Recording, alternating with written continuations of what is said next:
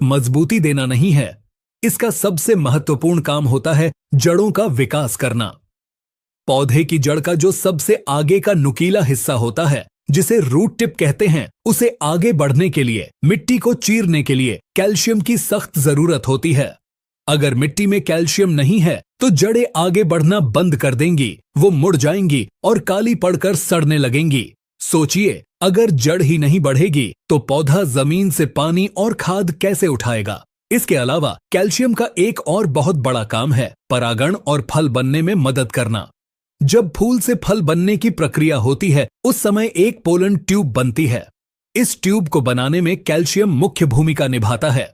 अगर उस समय कैल्शियम कम पड़ गया तो फूल तो बहुत आएंगे, लेकिन वो फल बनने से पहले ही झड़ जाएंगे।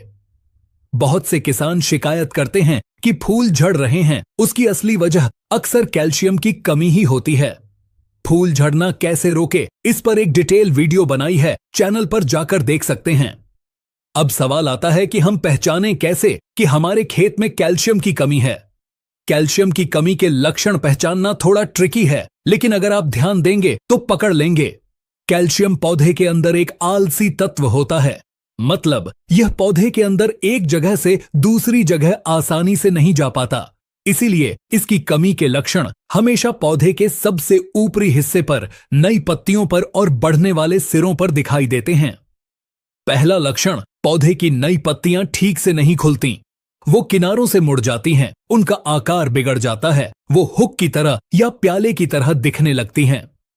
दूसरा लक्षण, पौधे का सबसे ऊपरी सिरा, जिसे हम ग्रोथ पॉइंट कहते हैं, वो जलने लगता है या मर जाता है। इसे टिप बर्न भी कहते हैं। तीसरा और सबसे गंभीर लक्षण फलों पर दिखता है। टमाटर, मिर्च और शिमला मिर्च की खेती करने वाले किसान भाई इसे अच्छे से जानते होंगे। अक्सर टमाटर नीचे की तरफ से, पेंदी की तरफ से काला होकर सड़ने लगता है। किसान इसे फंगस की बीमारी समझते हैं और महंगी दवा छिड़कते हैं, लेकिन यह कोई बीमारी नहीं है, इसे ब्लॉसम एंड रॉट कहते हैं और यह 100% कैल्शियम की कमी है। इसी तरह मूंगफली में दाना न बनना या दाना पोला रह जाना, जिसे हम पॉपिंग कहते हैं, वो भी कैल्शियम की कमी का ही नतीजा है। तो अब इसका इलाज क्या है? कैल्शियम की पूर्ति कैसे करें? बाजार में इसके कई स्रोत उपलब्ध हैं। सबसे सस्ता और सबसे बेहतरीन स्रोत है जिप्सम। जिप्सम में कैल्शियम के साथ साथ सल्फर भी मिलता है। यह एक तीर से 2 निशाने लगाता है।